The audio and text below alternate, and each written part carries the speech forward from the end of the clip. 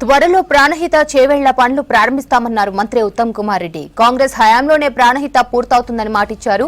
నిజామాబాద్ జిల్లా రైతు సదస్సులో పాల్గొన్న మంత్రి గత టీఆర్ఎస్ సర్కార్పై తీవ్ర స్థాయిలో ఫైర్ అయ్యారు. రైతులు పేదల కోసం ఈ సర్కార్ ఎన్నో నిర్ణయాలు తీసుకుంటుందని చెప్పారు. రైతులకు ఎన్ని చేయాలో అన్ని చేస్తున్నామన్నారు మంత్రి జూపల్లి తుమ్మల. వేల కోట్ల అప్పులు మనపై భారం మోపినా ఈ ప్రభుత్వం సంక్షేమాన్ని ఎక్కడా ఆపడం లేదన్నారు పీసీసీ చీఫ్ మహేష్ కుమార్ గౌడ్. రైతు చైతన్యం పెంచడానికి, రైతుల్లో అవేర్నెస్ పెంచడానికి ఒక అద్భుతమైన కార్యక్రమం. ఇటువంటి కార్యక్రమాలు రాష్ట్రంలో ప్రతి జిల్లాలో, ప్రతి నియోజకవర్గంలో జరిగితే రైతుల్లో చైతన్యం పెరుగుతుందని చెప్పి ఒక మంచి కార్యక్రమం అని చెప్పి మనస్ఫూర్తిగా తుమ్మల నాగేశ్వరరావు గారిని, వారి అగ్రికల్చర్ డిపార్ట్మెంట్ మొత్తాన్ని అభినందిస్తున్నా. నేను సభాముఖంగా ఒక ప్రకటన చేస్తున్నా.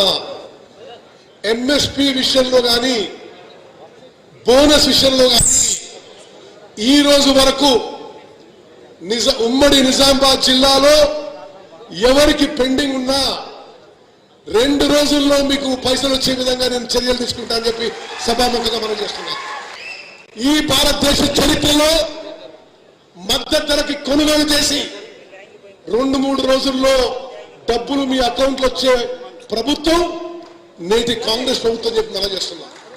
అదేవిధంగా ఉమ్మడి నిజామాబాద్ జిల్లా కూడా ఎంతో ఉపయోగపడే ప్రాణహిత చేవెళ్ల ప్రాజెక్టు గత ప్రభుత్వం ఆపేసిన విషయం కూడా మీకు మనవి చేస్తూ, ఉమ్మడి నిజామాబాద్ జిల్లాకి ఎంతో ఉపయోగపడే ప్రాణహిత చేవెళ్ల ప్రాజెక్టు 1-2 నెలల్లో పనులు మొదలుపెట్టి మా టైంలో, మా టర్మ్లో మేము పూర్తి చేస్తామని చెప్పి సభాముఖంగా నేను మాటిస్తున్నాను. ఈనాటికి కూడా మేము ఛాలెంజ్ చేస్తున్నాం.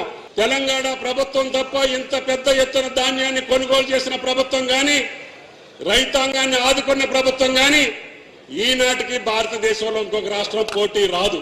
అయినా సరే కష్టాలున్నాయి. ప్రభుత్వం అన్నాక, కుటుంబం అన్నాక అనేక కష్టాలుంటాయి.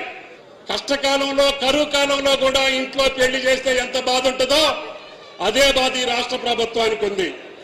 అయినా సరే 33,000 కోట్లు ఒకే సంవత్సరం మొదటి పంట కాలంలో కాంగ్రెస్ ప్రభుత్వం రైతుల జేబుల్లోకి పంపించినటువంటి ఏకైక ప్రభుత్వం రేవంత్ రెడ్డి గారి ప్రభుత్వం అని చెప్పి మీకు ఈ సందర్భంగా మనం చేస్తున్నాం.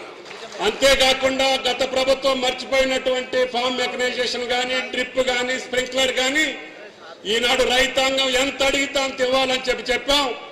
ఈ తెలంగాణకే మార్గదర్శకంగా ఉన్న నిజామాబాద్ రైతాంగానికి మీరు ఏది అడిగితే అది చేసేటటువంటి శక్తి ఆ భగవంతుడి రాష్ట్ర ప్రభుత్వానికి ఇస్తుంది. ఆ రకంగా ఫామ్ మెకనైజేషన్ కానీ, డ్రిప్ కానీ, స్ప్రింక్లర్ కానీ తప్పకుండా మీ జిల్లాకి అత్యధిక ప్రాధాన్యత. ఈ ప్రభుత్వ ప్రాధాన్యతే వ్యవసాయం. కాబట్టి వ్యవసాయం మీద ఎంత ఖర్చు పెట్టినా మాకు మీ రుణం తీర్చుకోలేం. ₹1 పెట్టుబడి మిగిలితే ₹1 సంపాదించినట్టే లెక్క. ఇలా ఇంత పెట్టుబడులు పెట్టి, ఇంత కాయకష్టం చేసి మనం తరతరాల నుంచి తాత ముత్తాతల నుంచి కూడా వ్యవసాయం చేస్తూ ఉన్నాం. దీనికి తోడు ప్రభుత్వం కూడా అన్ని రకాల సంక్షేమ అభివృద్ధి కార్యక్రమం చేసే కార్యక్రమం జరుగుతూ ఉంది. మరి అయినా కూడా ఈ రోజున వ్యవసాయం సమయం వచ్చిందంటే మళ్ళీ అప్పులు అడిగే పరిస్థితికి వస్తూ ఉంది.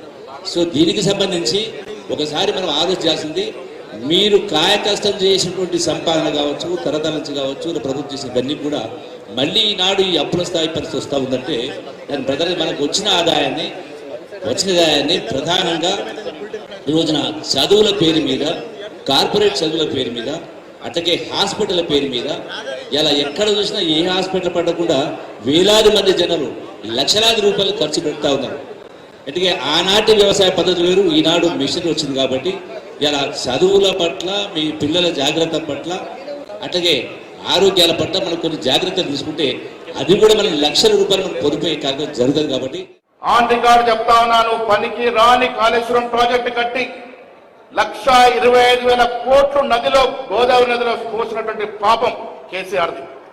ఎందుకు పనికిరాని ప్రాజెక్ట్ అది? 10 సార్లు ఎత్తి పోస్తే కానీ మల్లన్న సాగర్కు నీరు రాదు. 1 ఎకరం నీరు బారాలంటే 60,000 రూపాయల కరెంటు బిల్లు అవుతుంది. ఎవరిల్లు అమ్ముకొని కడతాము? ఎవరి వల్ల సాధ్యమవుతుంది? అనాలోచితంగా ఆచరణ సాధ్యం కాని ప్రాజెక్టు కట్టి మన డబ్బంతా నీళ్లలో పోసినటువంటి పాపం. అందుకే ప్రజలు రైతులు కాంగ్రెస్ మీద నమ్మకంతో మన అధికారం తీసుకొచ్చినారు.